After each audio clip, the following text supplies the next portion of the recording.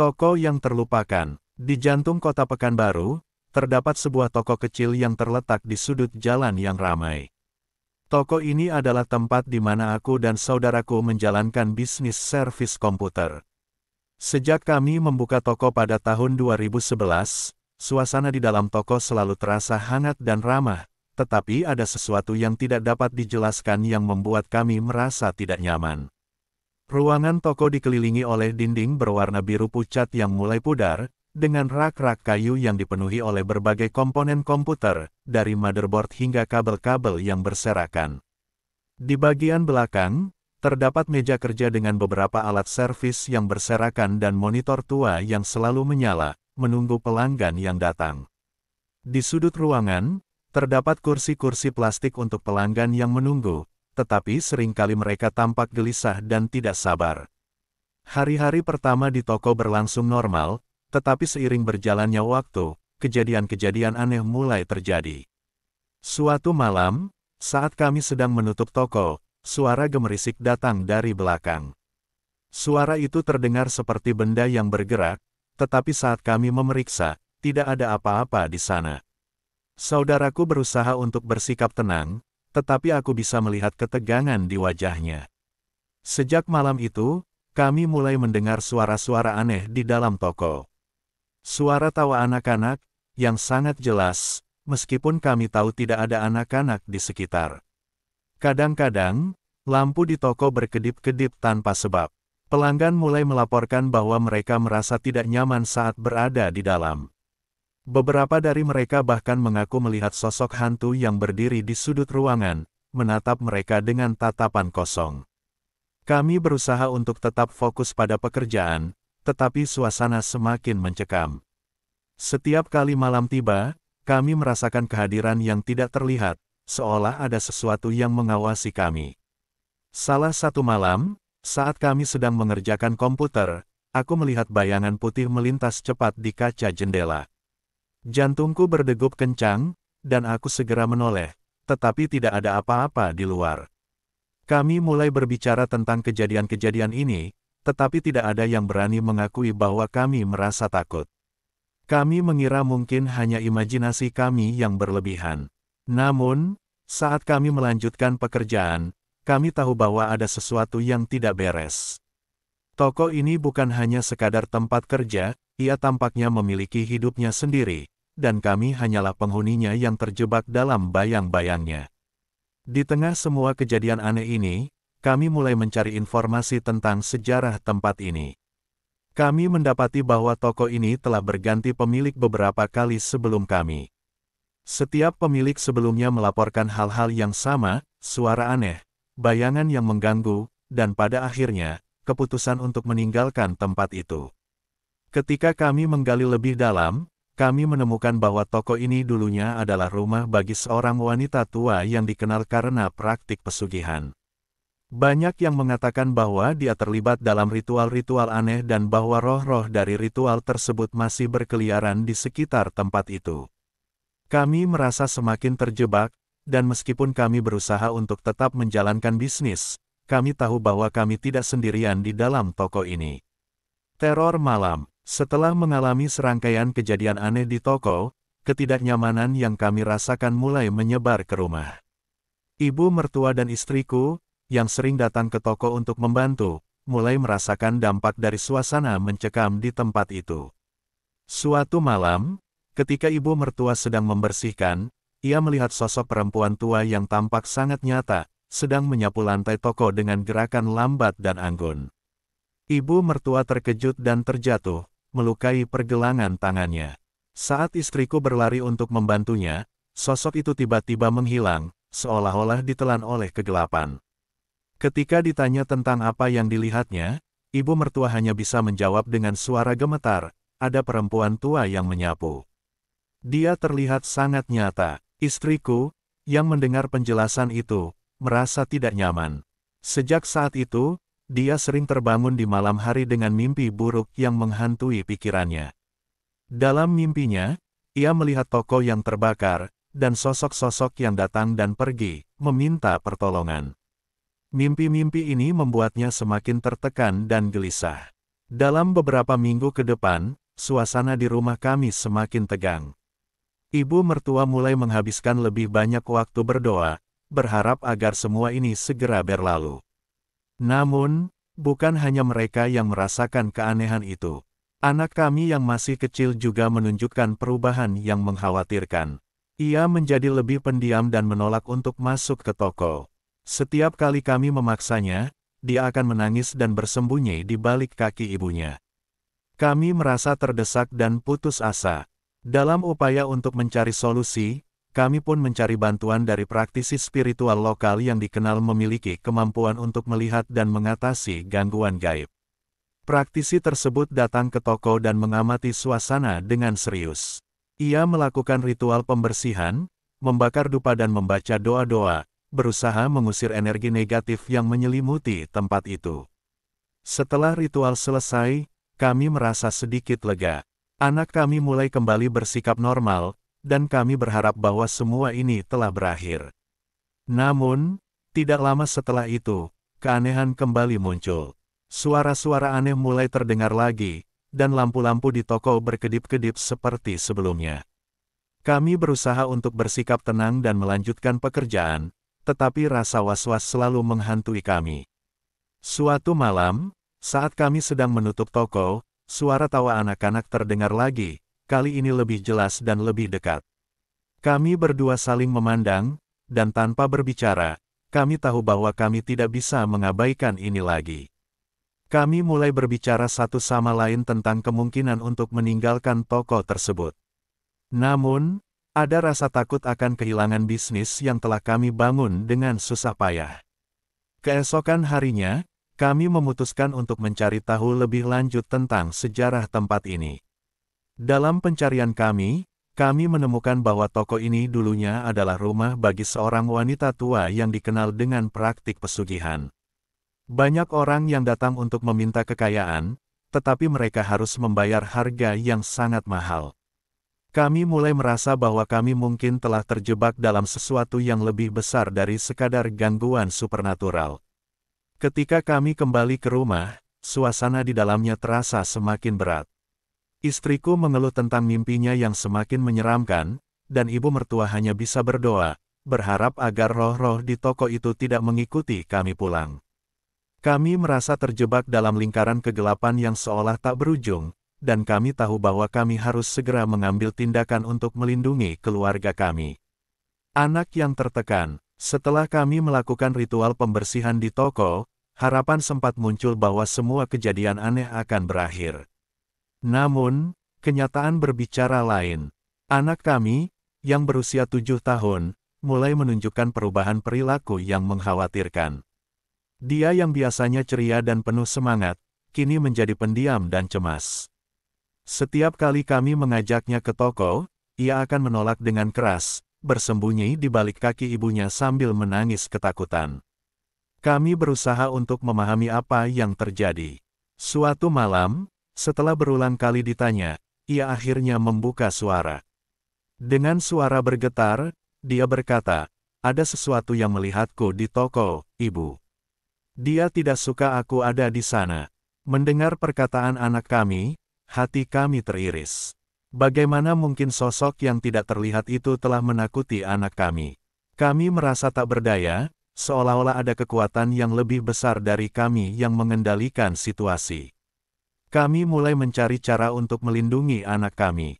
Teman-teman kami menyarankan untuk mencari bantuan dari praktisi spiritual lokal yang dikenal mampu menangani masalah semacam ini. Dengan harapan bisa memberikan kelegaan bagi anak kami dan keluarga, kami menghubungi praktisi tersebut. Dia adalah seorang wanita tua yang memiliki reputasi baik di komunitas, dan kami berharap dia bisa membantu kami. Ketika praktisi itu tiba, dia langsung merasakan energi negatif yang menyelimuti toko. Dia menjelaskan bahwa tempat ini memiliki sejarah kelam dan bahwa roh-roh dari masa lalu masih berkeliaran di sini. Setelah melakukan ritual pembersihan, dia meminta kami untuk tidak membawa anak kami ke toko untuk sementara waktu, sampai semuanya benar-benar aman. Kami mengangguk setuju, tetapi rasa khawatir tetap menghantui kami. Setelah ritual selesai, ada sedikit kelegaan. Anak kami tampak lebih tenang dan berani untuk kembali bermain di rumah. Namun, kelegaan itu hanya bertahan beberapa hari. Suatu malam, saat kami sedang tidur, kami mendengar suara tangisan anak kami. Istriku dan aku bergegas ke kamarnya dan menemukan dia berdiri di sudut ruangan, menatap kosong ke arah dinding. Saat kami bertanya, dia hanya bisa menjawab dengan suara pelan, "Dia datang lagi."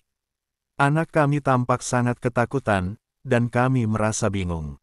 Apa yang sedang terjadi pada putra kami? Kami berusaha menenangkannya, tetapi saat itu, kami merasakan kehadiran yang familiar, seolah-olah sosok yang menakutkan itu telah kembali. Kami merasa bahwa ritual yang dilakukan belum cukup untuk mengusir roh-roh yang mengganggu. Dalam keadaan putus asa, kami memutuskan untuk kembali ke toko, berharap bisa menemukan cara untuk mengakhiri semua ini. Kami ingin tahu lebih banyak tentang apa yang terjadi di tempat itu, dan mengapa anak kami menjadi korban dari ketakutan yang tidak bisa dijelaskan. Kami merasa terdesak, seolah waktu semakin sempit dan kami harus segera mengambil tindakan. Setibanya di toko, suasana di dalamnya tampak mencekam. Meskipun toko itu sama seperti yang kami tinggalkan, kami merasakan adanya energi gelap yang lebih kuat. Kami mulai menggali lebih dalam, mencari barang-barang yang mungkin bisa memberikan petunjuk tentang apa yang telah terjadi di tempat ini. Dalam pencarian kami menemukan beberapa catatan lama yang ditinggalkan oleh pemilik sebelumnya. Catatan tersebut berisi kisah-kisah mengerikan tentang praktik pesugihan dan konsekuensi yang harus dibayar oleh mereka yang terlibat. Kami menyadari bahwa kami tidak hanya berhadapan dengan gangguan biasa, tetapi mungkin terlibat dalam sesuatu yang lebih dalam dan lebih menyeramkan. Hal ini membuat kami semakin khawatir tentang keselamatan anak kami dan diri kami sendiri. Kami harus segera mengambil langkah untuk melindungi keluarga kami dari bayang-bayang yang terus menghantui kami. Keputusan sulit. Setelah beberapa minggu menghadapi teror yang tidak kunjung reda, kami merasa semakin terjebak dalam kegelapan yang menyelimuti hidup kami. Suasana di rumah menjadi tegang dan penuh ketidakpastian. Anak kami yang dulu ceria kini tampak semakin menjauh, dan kami tidak ingin melihatnya semakin terpuruk. Istriku dan ibu mertua semakin sering berdoa, berharap agar semua ini segera berlalu, tetapi sepertinya harapan itu semakin menjauh. Suatu malam, setelah mendengar suara tawa anak-anak yang familiar lagi, kami merasa bahwa kami tidak bisa lagi bertahan di toko itu. Kami berkumpul di ruang tamu untuk mendiskusikan langkah selanjutnya. Dengan penuh kekhawatiran, kami membahas kemungkinan untuk meninggalkan tempat tersebut. Namun, ada rasa takut akan kehilangan bisnis yang telah kami bangun dengan susah payah. Di satu sisi, kami ingin melindungi anak kami, tetapi di sisi lain, kami merasa terikat dengan toko itu. Keputusan itu semakin sulit. Kami mencoba mencari alternatif lain, tetapi setiap kali kami berpikir untuk tetap tinggal, sesuatu di toko itu selalu mengingatkan kami akan bahaya yang mengintai. Dalam keadaan putus asa, kami memutuskan untuk kembali ke toko, berharap bisa menemukan cara untuk mengatasi semua ini. Kami ingin memahami lebih dalam tentang apa yang terjadi di tempat itu dan mengapa kami terus dihantui oleh kehadiran yang tidak terlihat. Setelah tiba di toko, kami merasakan suasana yang mencekam. Bayangan-bayangan seolah bergerak di sudut-sudut ruangan, dan suara-suara aneh kembali terdengar. Kami mulai mencari barang-barang lama yang mungkin bisa memberikan petunjuk tentang sejarah tempat ini. Di antara tumpukan barang-barang yang berdebu, kami menemukan sebuah buku tua yang tampaknya ditulis oleh pemilik sebelumnya.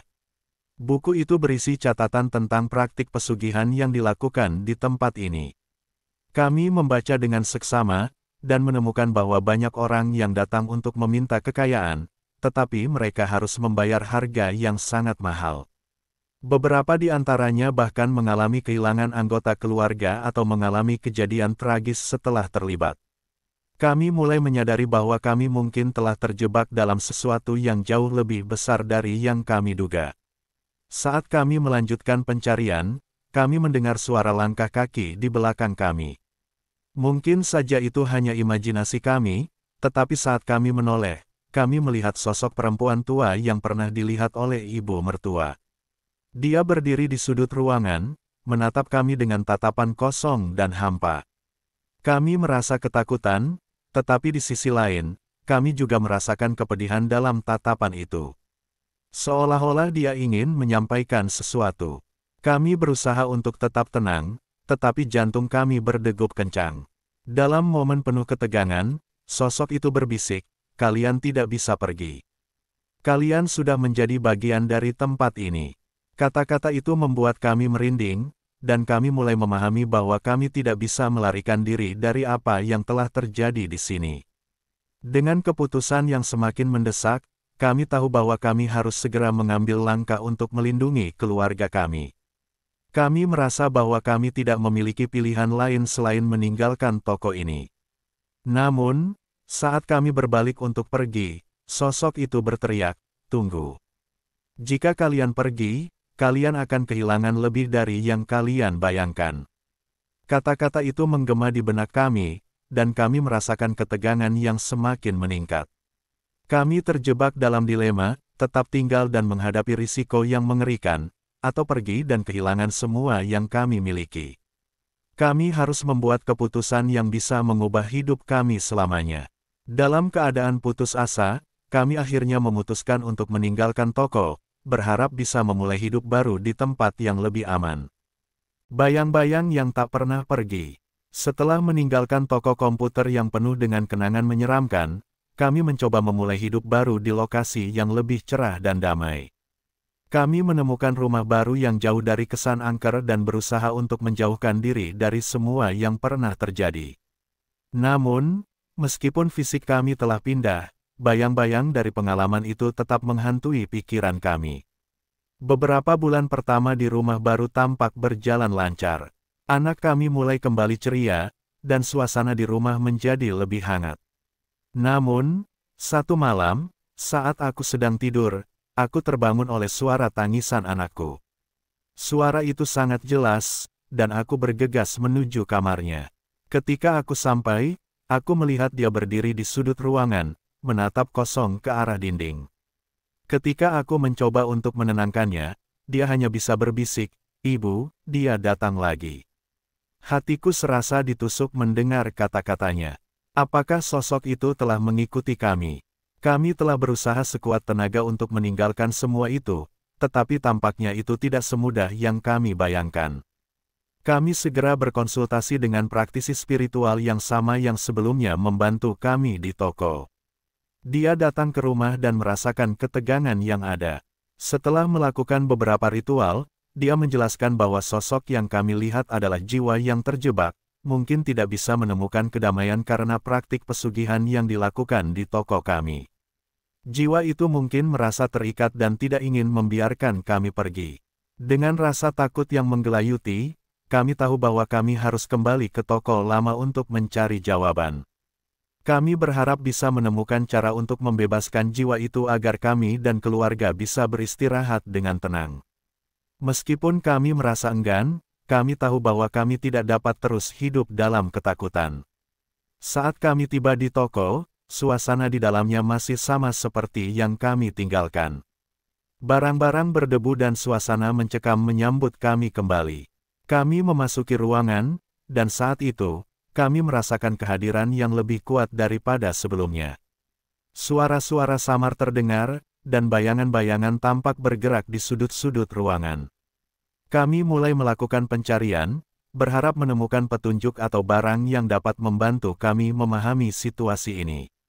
Di antara barang-barang yang berserakan, kami menemukan sebuah kotak kecil yang terkunci. Setelah berusaha membukanya, kami menemukan beberapa artefak yang tampaknya terkait dengan praktik pesugihan.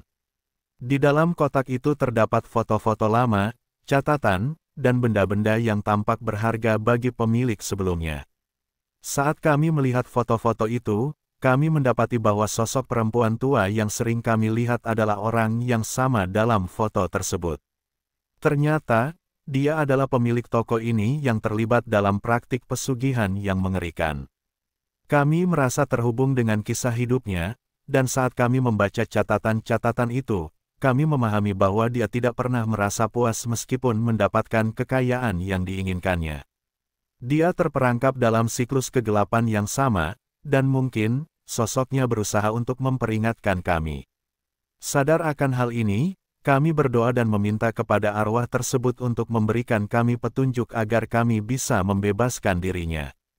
Kami melakukan ritual kecil di dalam toko, berharap bahwa kami dapat membantu arwah tersebut menemukan kedamaian. Tiba-tiba, suasana di dalam toko mulai berubah. Angin berhembus kencang, dan lampu berkedip-kedip. Dalam momen itu, kami merasakan kehadiran yang kuat.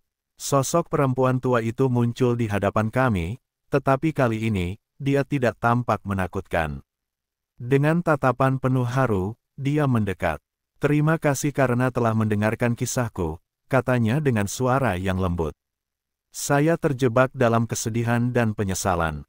Dengan bantuan kalian, saya bisa menemukan kedamaian." Saat dia berbicara, kami merasakan beban yang berat mulai menghilang. Dengan satu gerakan lembut, sosok itu berangsur-angsur menghilang, meninggalkan kami dengan rasa lega yang mendalam.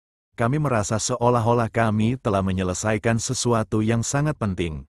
Namun, saat kami berbalik untuk pergi, kami mendengar suara berbisik di telinga kami. "Kalian tidak bisa pergi sepenuhnya." Suara itu, meskipun samar, membuat jantung kami berdegup kencang. Kami menyadari bahwa meski kami telah membantu satu jiwa, yang lainnya mungkin masih terperangkap di tempat itu.